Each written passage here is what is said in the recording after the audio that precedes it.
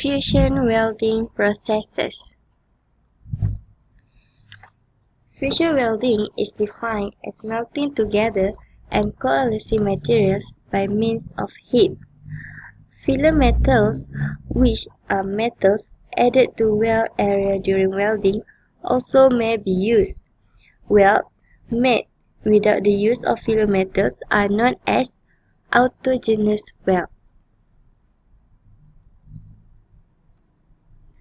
Oxy-fuel gas welding is a process that uses a fuel gas combined with oxygen to produce a flame as a source to melt the metals at a joint. The process uses acetylene, which is known as oxy-acetylene gas welding.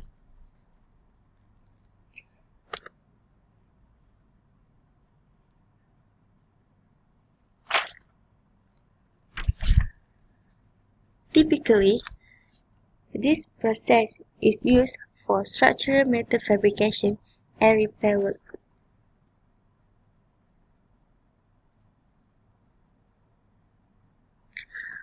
Type of flame. At a ratio 1:1, the flame is considered to be natural.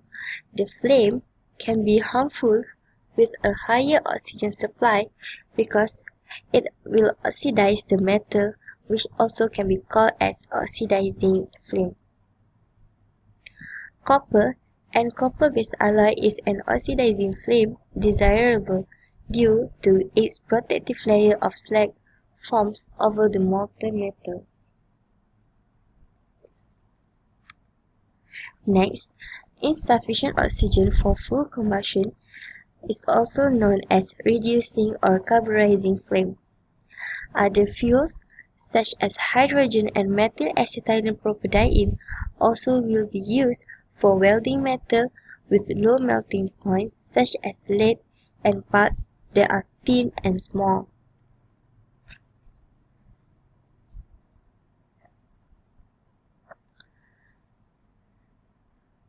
Type of flames.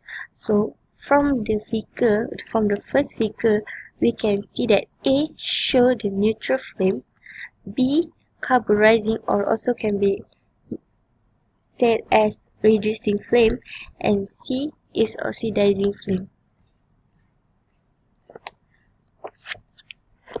The next figure shows the principle of the oxy-fuel gas welding process.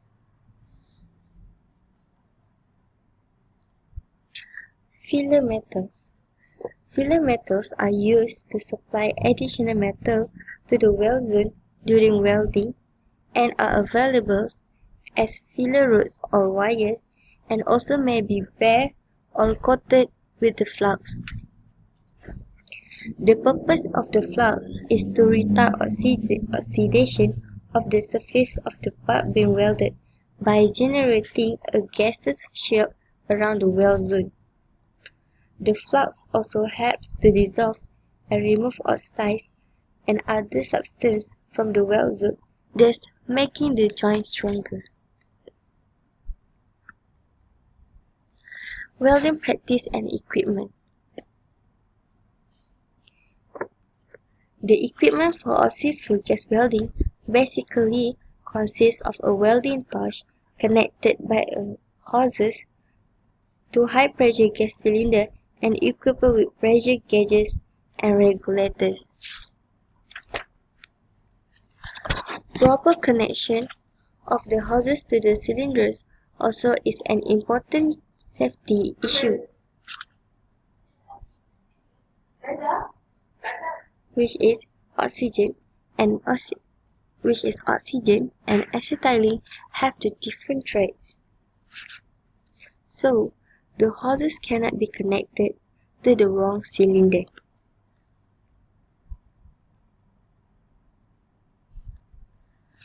Pressure gas welding.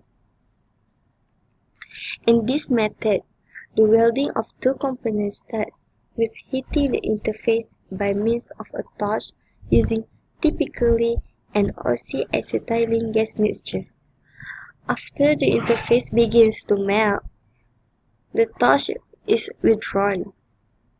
A force is then applied to press the two components together and maintain until the interface solidifies. Next, let's enjoy the video.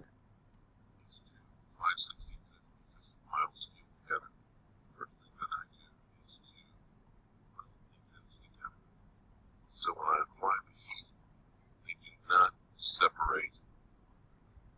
When I first started learning how to braze and weld with the oxygen acetylene torch, I would put two rods parallel with each other just like this. Then braze or weld from one end. This caused me all kinds of difficulty because as you can see as I heat the rods up on the right end, the rods will begin separating just because of the heat. This caused me, what was happening is braze or weld down through here, getting larger and larger. Weld both ends together before starting. Here I'm putting the two 5/16" rods in this vise. Then I will just melt the ends together. This is just a slight fusion weld. And I will turn it over. Do the same thing on the other end.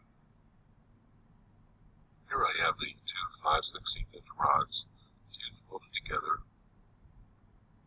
on the ends. Over to red hot, which would be just for brazing. And as you can see on the right, it's going into a yellow hot. You can see the sparks and the rods are melting. What I'm doing here is called fusion welding. Melting both edges of the 5/16" rods together.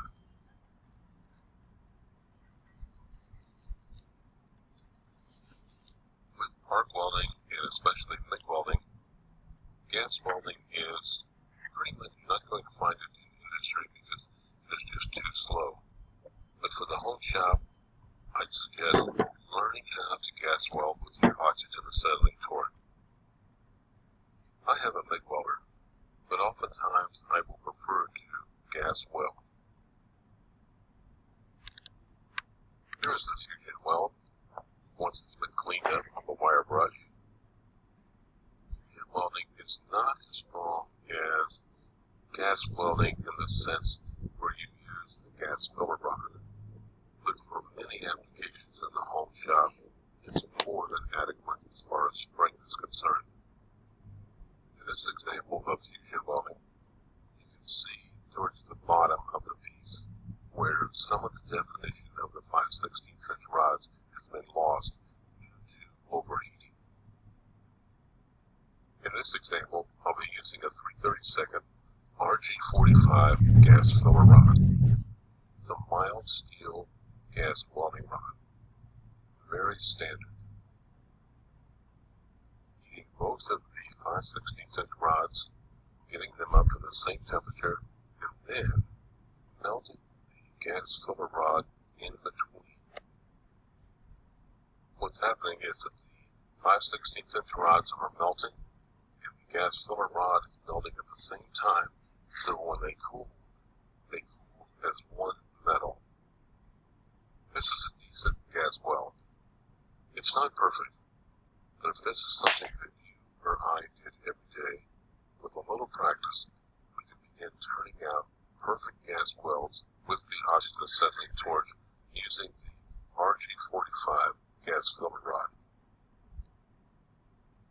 Now this is another problem I had when I first started. I'd be welding along, and I'd get the welding rod welded to the metal that I was welding.